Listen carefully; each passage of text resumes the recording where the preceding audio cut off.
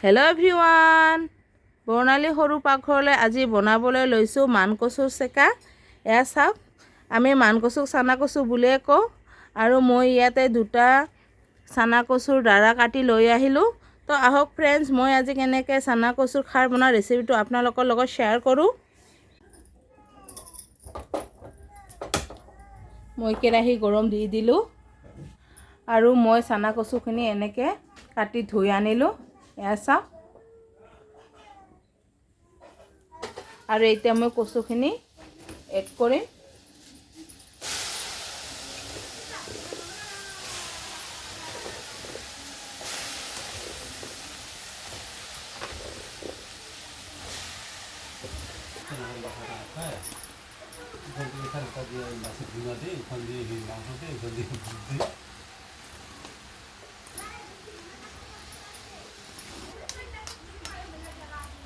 মই কচুখিনি ঢালি দিলোঁ।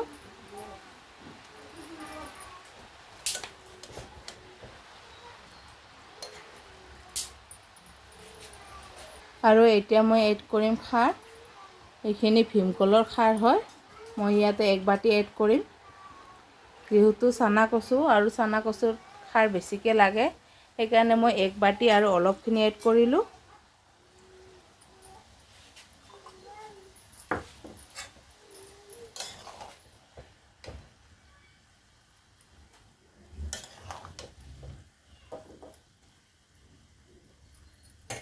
আৰু এতিয়া পৰিমাণ অনুসৰি এড কৰিছোঁ নিমখ। মই 1 চামুচ আৰু অলপখিনি এড কৰিছোঁ। আৰু এতিয়া মই কচুখিনি খুন্তিৰে অলপ পালট কৰি দিম। আৰু মোৰ কচুখিনিৰ পৰা পানী এৰিছে, এয়া চাওক। আৰু এতিয়া মই এড কৰিম মই মিক্সিত পেষ্ট কৰি লোৱা নহৰু আৰু শুকান জলকীয়া। মই ইয়াতে 3টা নহৰু আৰু 10ৰ পৰা 12টা শুকান জলকীয়া পেষ্ট কৰি লৈছোঁ মিক্সিত। আৰু এতিয়া মই এইখিনি এড কৰিলোঁ। যিহেতু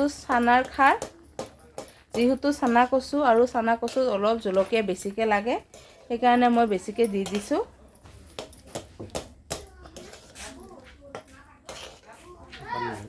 আৰু এতিয়া মই কচুখিনি ভালকৈ ভাজি ল'ম। মোৰ ইফালে কচুখিনি হৈ থাকক। আৰু এতিয়া মই বেলেগ এটা কেৰাহীত অলপখিনি মাছ ভাজি ল'ম।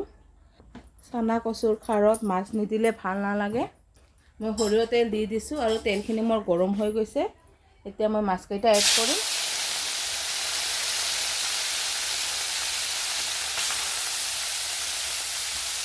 চানাৰ খাৰত মাছ নিদিলে ভাল নালাগে, সেইকাৰণে মই কেইটামান সৰু সৰু মাছ এড কৰিম খাৰখিনিত। আৰু মোৰ মাছখিনি ভাজা হৈ গৈছে, মই এতিয়া নমাই ল'ম।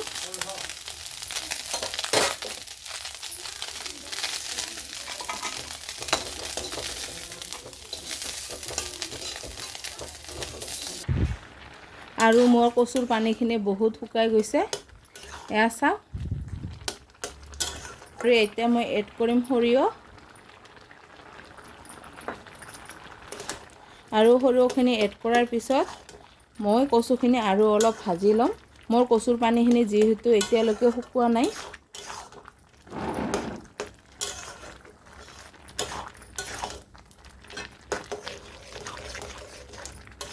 আৰু মই আধা ঘণ্টাৰ পৰা কচুখিনি ভাজি আছোঁ। এয়া চাওক, এতিয়াহে মোৰ পানীখিনি অলপ শুকাইছে।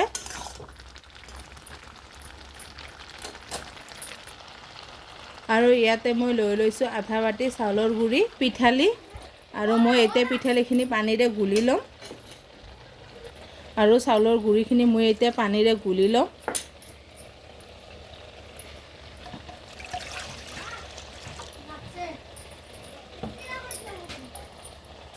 মই চাউলৰ গুড়িখিনি এনেকৈ এটা চৰিয়াত পানীৰে গুলি ল'লোঁ। আৰু মোৰ কচুখিনি ধুনীয়াকৈ গলি গৈছে, এয়া চাওক। কচুখিনি একেবাৰে গলি মিহলি হৈ গৈছে।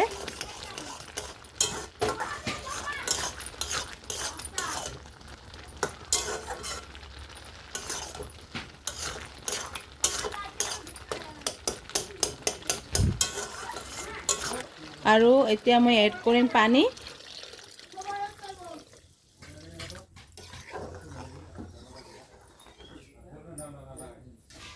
আৰু মই গুলি লোৱা চাউলৰ গুড়িখিনি এতিয়া এড কৰিম।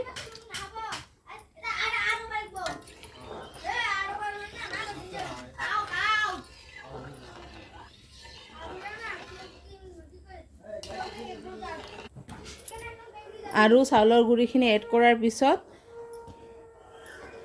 খাৰখিনি লাৰি থাকিব লাগিব, নহ'লে চাউলৰ গুড়িখিনি তলত লাগি ধৰিব।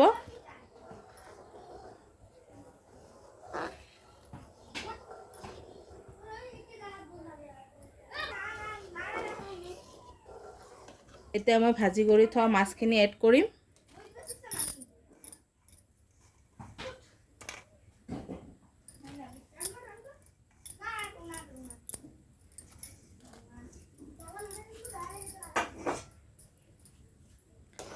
আৰু মাছখিনি এড কৰাৰ পিছত মই খাৰখিনি আৰু 1 পৰা 1.5 মিনিট টাইম জাল কৰি লওঁ।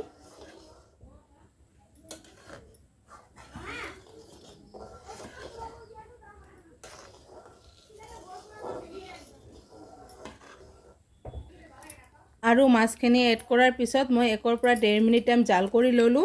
এতিয়া মই এড কৰিম 1 চামুচ সৰিয়হ তেল। মই 1 চামুচ আৰু অলপখিনি এড কৰিলোঁ।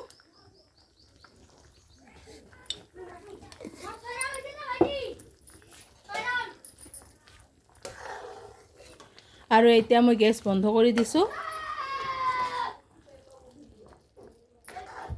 আৰু হৈ গ'ল মোৰ আজি চানা কচুৰ খাৰ। এয়া চাওক। তো ফ্ৰেণ্ডছ, মোৰ আজিৰ ভিডিঅ' ইমানখিনিয়ে আছিল। আৰু আজি মোৰ ভিডিঅ'টো ভাল লাগিলে লাইক কমেণ্ট শ্বেয়াৰ কৰিব। আৰু পিছলৈ মোৰ ভিডিঅ' চাবৰ কাৰণে মোৰ চেনেলটো ছাবস্ক্ৰাইব কৰিব। ধন্যবাদ।